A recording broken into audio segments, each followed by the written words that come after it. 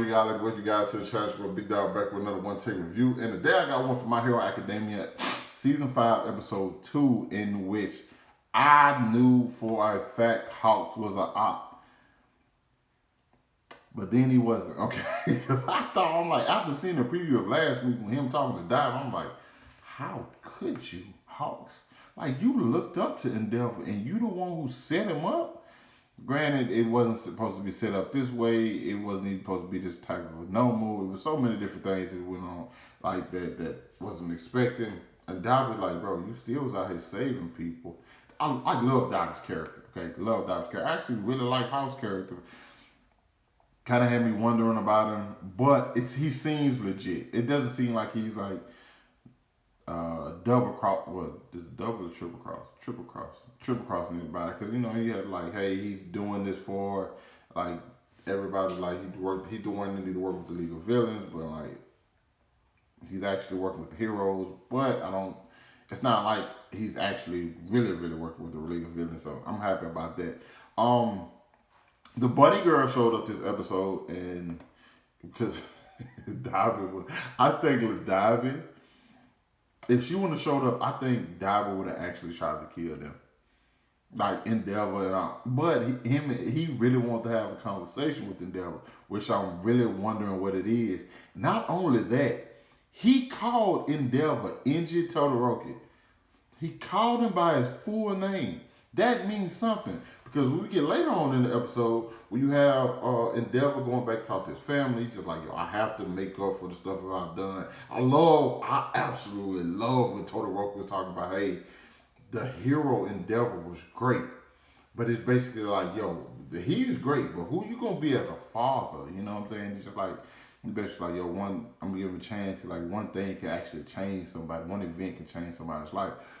So I'm enjoying seeing that. I'm excited, bro. Like, for what this season like holds, especially with like the Endeavor stuff, the Hawk stuff, because Hawks is like an intriguing situation. Because let's say if somebody finds out he's actually working with the League of Villains, he can't blow his cover. You know what I'm saying? And then the League of Villains find out, they might set him up for things. He's like in a tough situation, especially being who he is, and his power is not.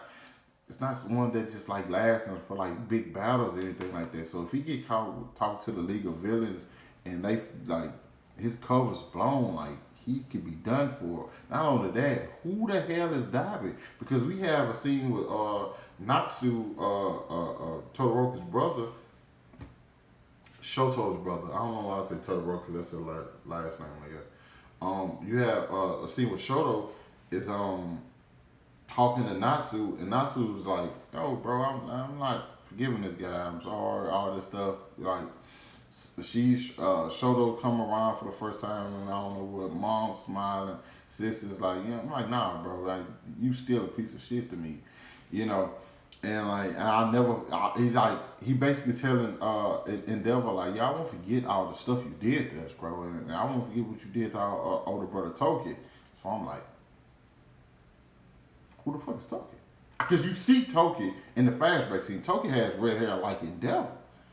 So he's like, who is this guy? Where is he at now? What happened to him? Because if you hear something like that, your first thought automatically goes to Dabi's Toki. Dabi's Toki.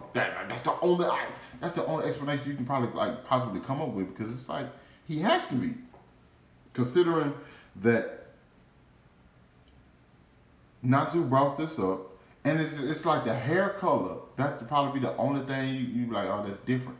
But the way David's face looked like he did it to himself. You know what I'm saying? Like out of anger, and maybe the blue flames or something what his quirk developed into. I don't know. You know, because you work on your quirk, but I mean, I don't know. There's still so much left to be seen in regards to that. You know what I'm saying? Which I can't wait to see, by the way. Shoot. And then another part of the episode we have to talk about is obviously Deku. Okay, we get this episode is pretty much covering all the stuff we've seen at the end of season 1. It's not season 1, season 4. Where like Deku had the dream after he got to working out, and he sees basically All For One and his little brother, and pretty much the whole situation. Pretty much how Alpha One built this like army of people who like on you know what I'm saying serve up under him, because like you have one guy who was a good person, but they don't look like that. And then you have you.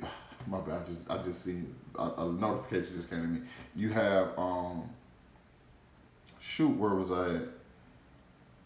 Oh yeah, you have one guy who looks like a bad guy, but he's actually a really genuine person. Then you have another person who just gets picked on all the time, so he's just like, I'm tired of living like this.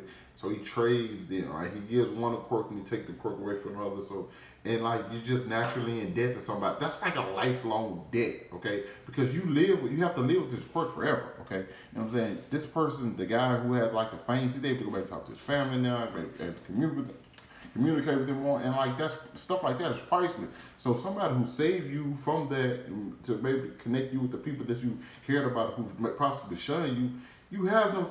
You're just like, yo, let me know whenever you need something. I got you. I got you, because every day I wake up and I don't have these fangs no more. It's a reminder of what you did for me. So you'll be willing to like help somebody like that out, and then this brother like, bro, the way you doing it is wrong. And then we get to see more, but the fact of the matter is, the guy basically tells, I can't remember his name, I think he's the first user of One For All, basically tell Deku, I want to show you more, but you only using 20%.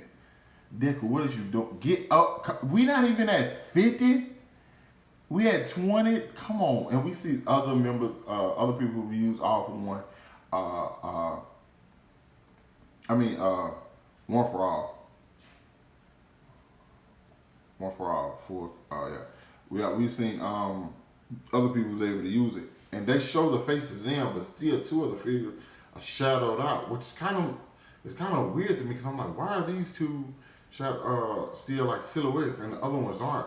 Because I don't know these guys yet. They would show me them, so I obviously will know the other two as well, right? So I'm kind of still in the dark about that one. Also, how old is All For One? To the point where this thing got passed down. Pretty sure we got like a regenerative quirk or a stay young quirk. I don't know. I mean, I'm pretty sure he has a bunch of quirks, but like, that's a lot. Oh, I'm super excited for this entire season. Next episode, we start with like class 1A versus 1B, which seems like it's a little earlier than I expected it to be, but I don't know if it's like how long that actually is supposed to last, but you know what I'm saying, we'll find out soon enough. Episode was great. Loved it. You guys let me know what you thought about it down in the comments. Hit that like button, subscribe to my channel. Thanks for watching the video. Hope you guys stay safe. And I'll be my tongue, and I'll catch up with you guys later. Peace.